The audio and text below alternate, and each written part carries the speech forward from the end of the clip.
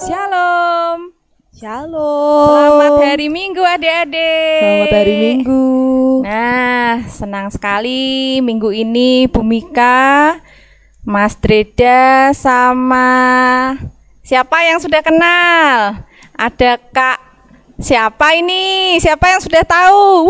Ada yang angkat tangan tuh di rumah tuh. Iya, ini namanya siapa, Kak? Kak Kintan. Nah, namanya Kak Kintan. Kak Kintan itu siapa sih? Siapa, Kak? Kak Kintan itu kalau adik-adik udah tahu belum ya, Bu?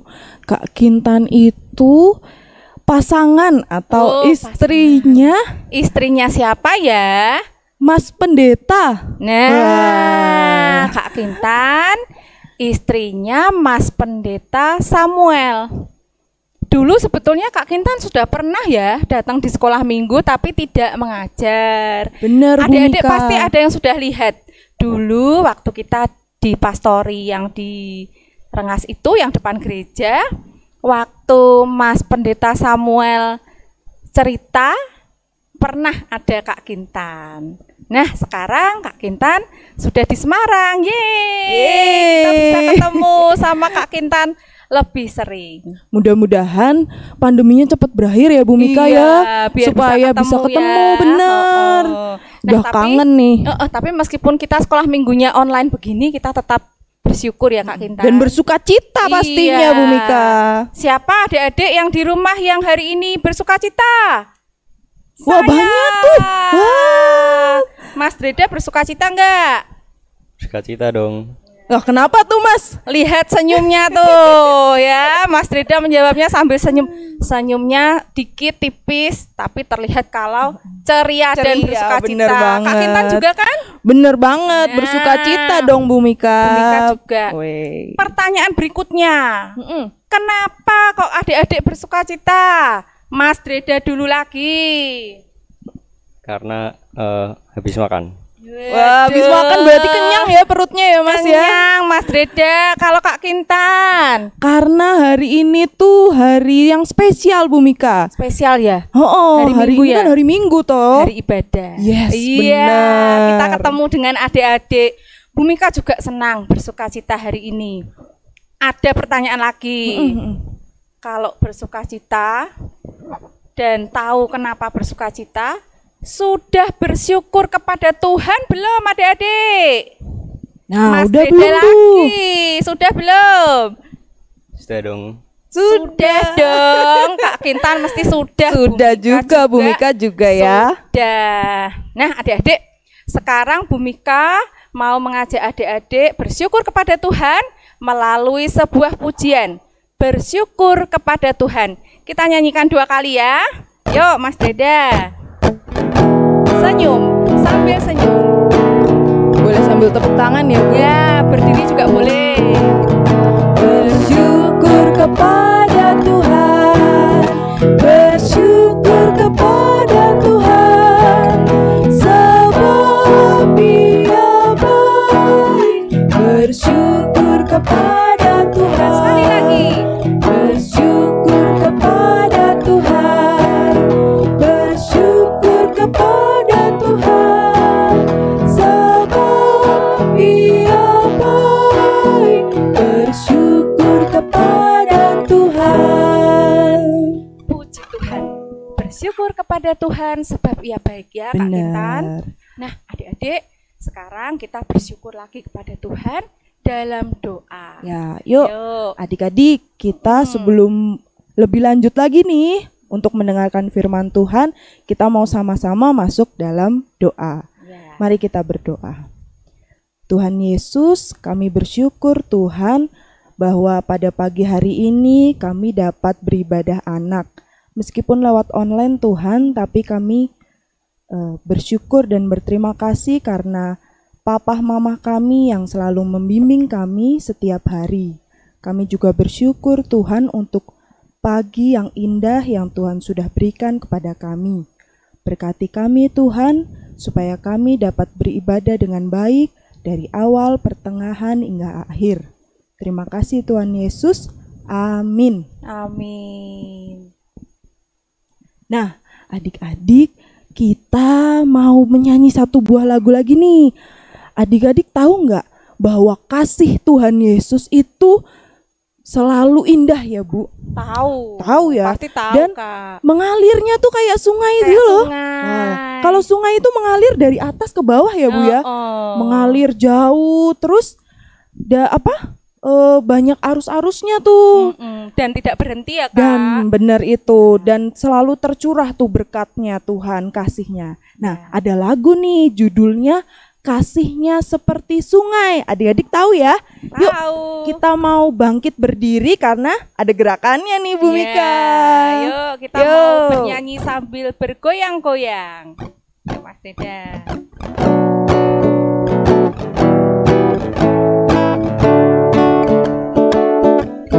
Kasihnya seperti sungai, kasihnya seperti sungai, kasihnya seperti sungai di hatiku, mengalir di waktu susah, mengalir di waktu senang, kasihnya seperti sungai di hatiku. Kasihnya seperti sungai, kasihnya seperti sungai, kasihnya seperti sungai di hatiku, mengalir di waktu susah, mengalir di waktu senang, kasihnya seperti sungai di hatiku. Nah, sekarang kita mau mendengar cerita ya, Kak ya. Siapa ya yang hari ini Siapa ya? cerita ya? Coba ingat-ingat. Ingat-ingat coba. Aduh, Kak Aduh, Kitan kok lupa. lupa sih? Gimana Siapa sih? Oh itu loh. Toh yang Mas yang gemuk itu loh. Yang yuk kita panggil gemuk. ya, Mas yang gemuk itu loh. Mas Pendeta Samuel. Yuk, kita panggil yuk. Yuk. 1, 2, 3. Mas Mas Samuel. Loh, enggak kompak. Ulang. Mas Samuel gitu Oke, ya, Dik oke. ya. 1, 2, 3. Mas Samuel. Halo adik-adik semua. Berjumpa lagi dengan Mas Samuel di sini. Dan sebelum kita mendengarkan firman Tuhan, ayo kita bersatu dalam doa. Ayo kita berdoa, kita lipat tangan, tundukkan kepala, dan juga tutup mata. Mari kita berdoa. Tuhan, kami datang ke hadirat-Mu, kami hendak mendengarkan firman-Mu. Tuhan berkati kami semua, supaya kami dapat mendengarkan firman-Mu, dan kami dapat melakukan firman-Mu dalam hidup kami. Amin. Nah, adik-adik, firman Tuhan saat ini kita ambil dari Kitab Mazmur. Kitab Mazmur pasal 138. Kita baca dari ayat 1, 2, dan ayat 3. Mazmur 138 ayat 1 sampai 3. Aku hendak bersyukur kepadamu dengan segenap hatiku. Di hadapan para Allah aku akan bermazmur bagimu. Aku hendak sujud ke arah bait-Mu yang kudus dan memuji nama-Mu.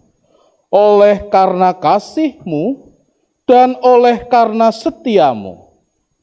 Sebab Kau buat nama-Mu dan janji-Mu melebihi segala sesuatu. Pada hari aku berseru, Engkau pun menjawab aku. Engkau menambahkan kekuatan dalam jiwaku. Demikianlah firman Tuhan. Berbahagialah setiap kita yang mendengarkan firman Tuhan dan memeliharanya dalam hidup sehari-hari. Haleluya. Nah, adik-adik yang terkasih, bagaimana kabarnya semua? Sehat kan? Sehatlah, masa enggak? Nah, adik-adik yang terkasih, kalau adik-adik sehat semua, sekarang Kak Samuel mau tanya, adik-adik pernah enggak merasakan sakit? Entah itu sakit batuk kayak gitu, atau flu, hasil gitu, atau sakit apapun karena mungkin jatuh. Pernah enggak adik-adik merasakan sakit? Halo? Oh pernah ya? Oh pernah. Nah kalau adik-adik pernah merasakan sakit, rasanya gimana? Apakah sakit itu enak? Tentu tidak. Nah, kalau sakit itu tidak enak, Kak Samuel juga pernah merasakan sakit. Bahkan sakitnya itu sampai membuat Mas Samuel masuk rumah sakit. Nah, jadi gini ceritanya, dengarkan baik-baik. Di suatu sore, Kak Samuel dan teman Mas Samuel itu naik motor. Nah, Mas Samuel itu dibonceng. Lagi enak-enak naik motor, tiba-tiba dari sebelah kanan ada motor yang melaju kencang. Wus! Dan tiba-tiba terjadi dua. Kak Samuel jatuh. Kak Samuel terguling-guling, gak usah guling-guling ya. Wah, ini dia guling-guling, jatuh. Sampai membuat tangan Kak Samuel yang sebelah kiri ini patah. Kalau nggak percaya, nih nanti lihat fotonya di sini. Itu waktu tangan Mas Samuel patah. Nah tuh kan, bentuknya seperti itu. Di gips. Rasanya gimana? Ya nggak enak. Kak Samuel yang tadinya biasanya naik sepedaan sore-sore, menjadi nggak bisa naik sepedaan karena tangannya sakit. Untuk melakukan aktivitas pun susah, karena tangannya digips. Bahkan untuk ngupil pun ya susah. Masa minjem tangan temennya untuk ngupil? Susah. Untuk melakukan apapun susah. Nah dari pengalaman Kak Samuel yang sakit ini, kemudian Kak Samuel berdoa, ya Tuhan sembuhkanlah aku ya Tuhan, supaya aku bisa beraktivitas lagi. Apakah tangan Kak Samuel langsung sembuh? Tentu tidak. Tidak ujuk-ujuk, wah sembuh. Tidak. Kak Samuel harus melewati berbagai macam proses. Harus dioperasi. Setelah dioperasi pun harus minum obat. Bahkan Kak Samuel pun harus melakukan terapi. Supaya apa? Supaya tangannya sembuh kembali.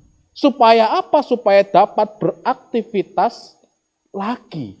Nah dari sini Kak Samuel berpikir bahwa memang Tuhan tidak berjanji bahwa hidup yang Kak Samuel jalani itu akan berjalan mulus, tanpa pernah terjatuh, tanpa pernah merasakan sakit.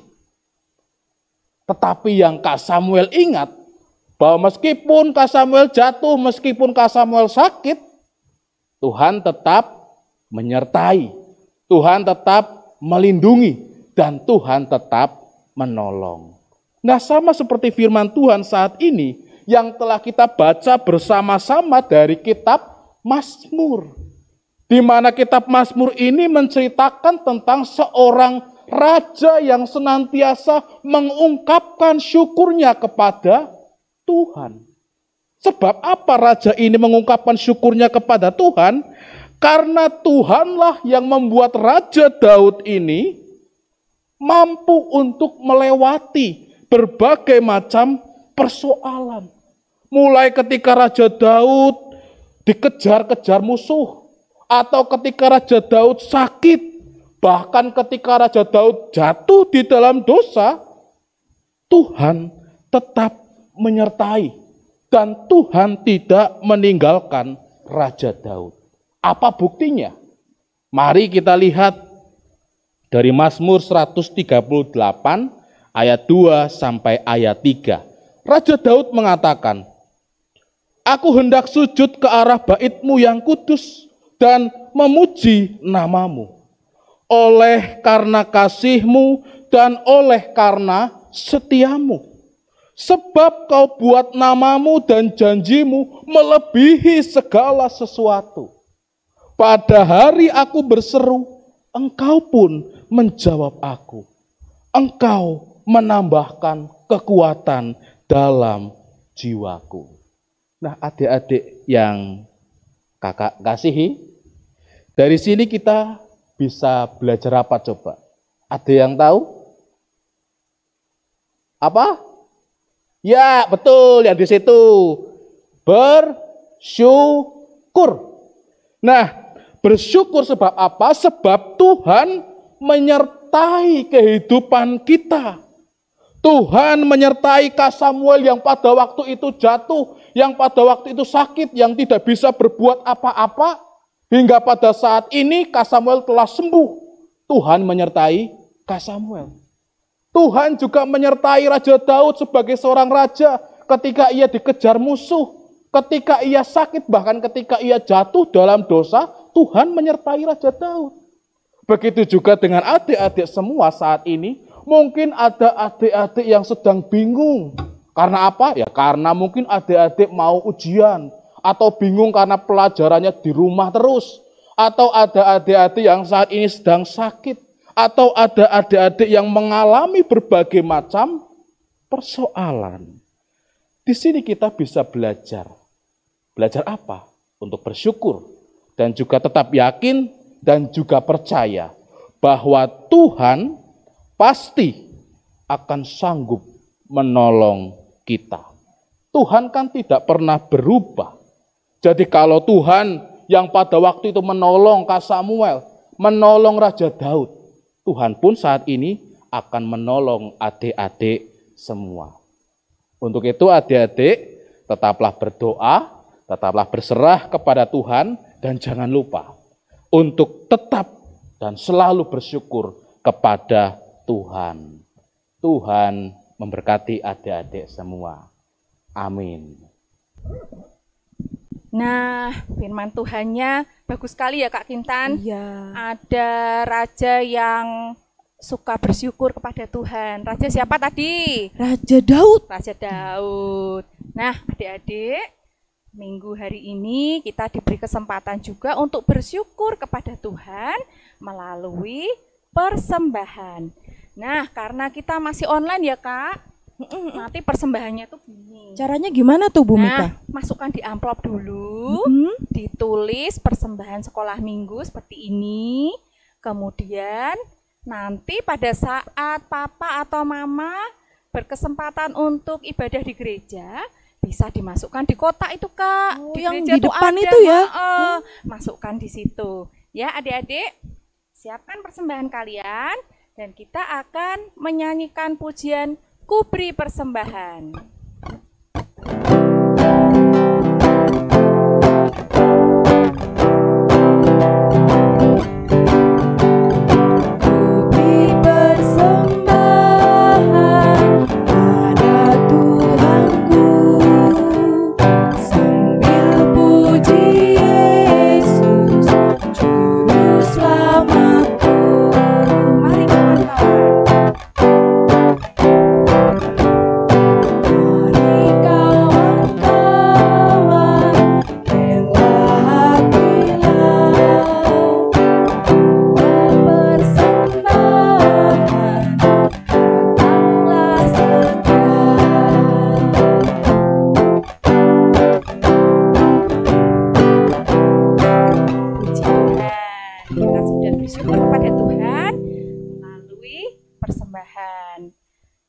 Kintan, tadi untuk setelah adik-adik mendengarkan firman Tuhan ada aktivitas ya? Iya. Aktivitasnya apa ya Kak? Aktivitasnya itu adik-adik diminta untuk membuat video. Nanti dibantu ya sama papa, mama, atau kakak. Jadi videonya itu adik-adik menyebutkan 5. Ya, 5 saja ya. Iya. Apa yang Tuhan sudah berikan sama adik-adik, ungkapan syukur dari adik-adik. Iya. Jadi 5 kebaikan Tuhan yang sudah adik-adik terima ya. Benar. Seperti tadi misalnya Mas Rida tadi sudah makan, diberkati dengan makanan, kesehatan, sukacita ya Kak, Iya. karena kita bisa beribadah. 5 saja, sebutkan kebaikan Tuhan yang sudah adik-adik rasakan dan adik-adik syukuri. Itu ya Kak. Nanti videonya itu dikirim di grup orang tua sekolah minggu. Benar. Kami tunggu ya adik-adik. Sekarang mari kita satukan persembahan kita serahkan kepada Tuhan dalam doa bersama. Lipat tangan, tutup mata, kita akan satu dalam doa dipimpin oleh Mas Pendeta. Nah, adik-adik, kan kita sudah mengumpulkan persembahan. Nah, untuk itu mari kita bersama-sama mengaturkan persembahan kita kepada Tuhan dan kita berdoa. Mari kita berdoa. Kami bersyukur Tuhan atas berkat Tuhan yang tercurah dalam hidup kami. Dan ungkapan syukur itu kami wujudkan melalui persembahan yang kami kumpulkan. Tuhan berkatilah kami, Tuhan berkatilah persembahan ini sehingga berguna bagi pelayanan di sekolah minggu kami. Tuhan juga berkati kami semua dimanapun kami berada. Tuhan berkati sekolah kami, Tuhan berkati kesehatan kami, Tuhan berkati orang tua kami. Dan Tuhan yang makasih, kami saat ini akan menutup sekolah minggu online pada hari Minggu ini. Dan kami akan melanjutkan aktivitas kami. Tuhan berkati, Tuhan lindungi, dan Tuhan sertai kami dengan berkat Tuhan. Tuhan memberkati engkau dan melindungi engkau. Tuhan menyinari engkau dengan wajah-Nya dan memberi engkau kasih karunia. Tuhan menghadapkan wajah-Nya kepadamu dan memberi damai sejahtera. Amin. Nah, adik-adik, kita udah terima berkat nih dari Tuhan Yesus. Kita juga sudah mendengarkan firman Tuhan. Adik-adik, kita percaya bahwa Allah itu baik, Tuhan Yesus itu baik ya Bu Mika ya. Amin, baik ya. untuk adik-adik, baik untuk Kak Kintan, Bu Mika, Iya. Kak Dreda, semuanya.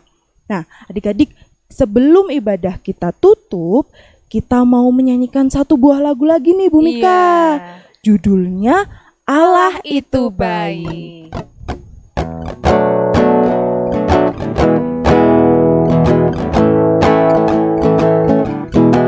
Allah itu baik, sungguh baik bagiku. Ditunjukkannya kasih setianya yang menyediakan yang ku perlukan.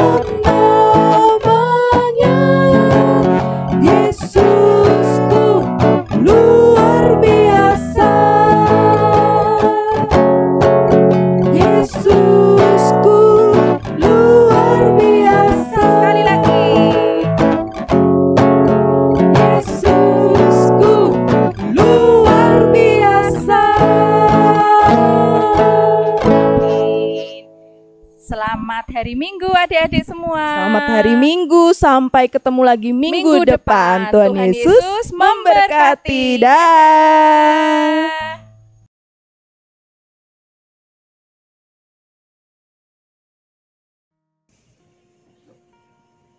Halo teman-teman, saat ini kita sama-sama belajar firman Tuhan yuk. Firman Tuhan diambil dari Yohanes 14 ayat 6. Demikian firman Tuhan. Kata Yesus kepadanya, "Akulah jalan dan kebenaran dan hidup. Tidak ada seorang pun yang datang kepada Bapa kalau tidak melalui aku." Teman-teman, sejak awal kita pernah mendengar bahwa manusia telah berdosa. Berdosa itu artinya melakukan hal yang tidak benar atau bersalah di hadapan Allah. Apa sih maksudnya? Ini sama halnya kalau kita akan membuat kue. Bahan-bahan yang akan kita campur biasanya tepung, margarin,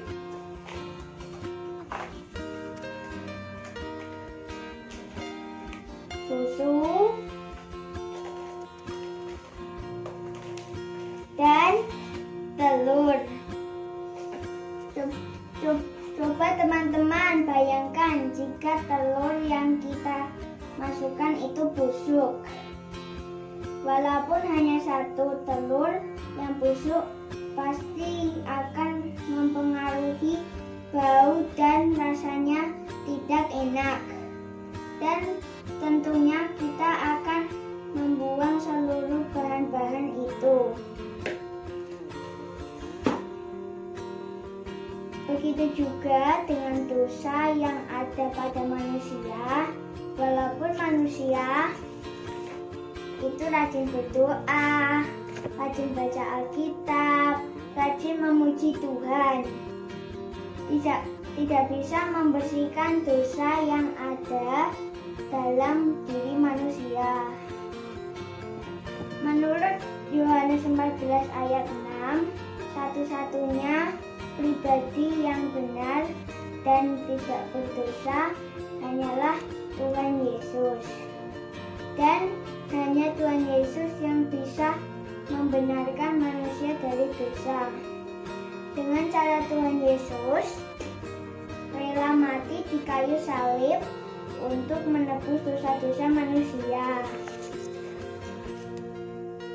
Jadi teman-teman, kita harus percaya kepada Tuhan Yesus sebagai satu-satunya jalan kebenaran dan hidup yang bisa membawa kita anak-anak Tuhan Yesus masuk dalam kerajaan surga. Amin.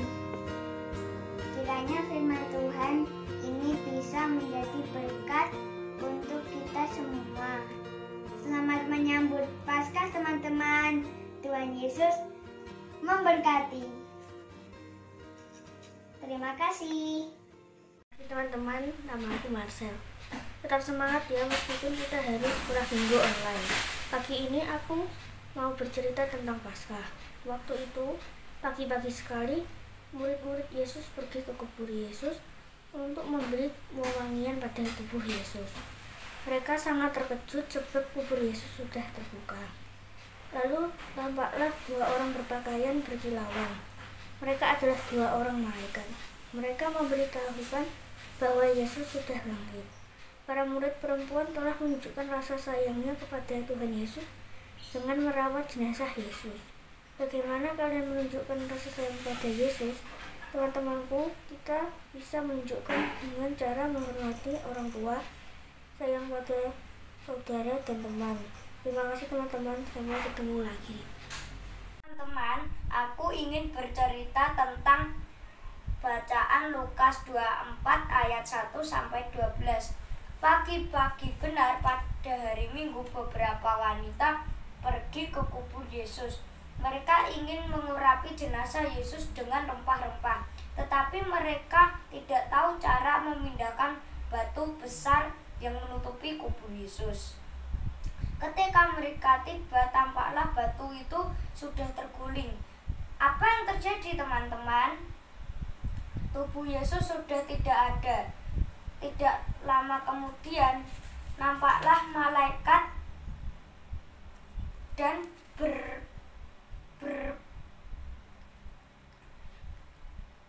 berkata pada wanita-wanita itu, Yesus hidup. Pergilah beritahu pada murid-muridnya.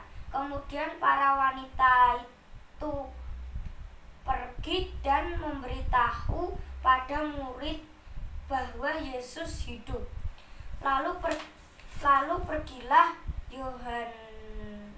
Petrus dan Yohanes ke kubur Yesus untuk melihat apa yang dikatakan wanita-wanita itu benar.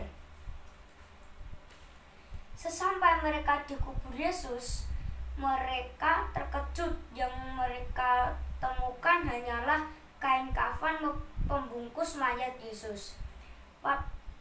Para murid pun pulang dan kebingungan. Ketika sampai di rumah, mereka ketakutan karena Tuhan Yesus menampakkan diri. Tuhan Yesus pun menyuruh mereka untuk menyentuh tubuhnya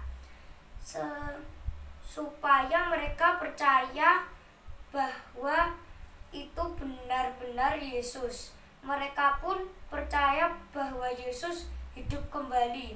Kemudian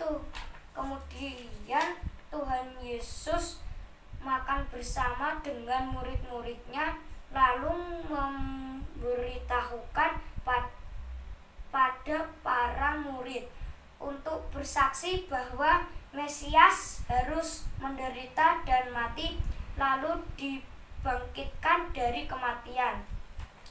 Sekian cerita dari Noel. Pesan yang didapat kita ambil dari bacaan Lukas 24 ayat 1-12.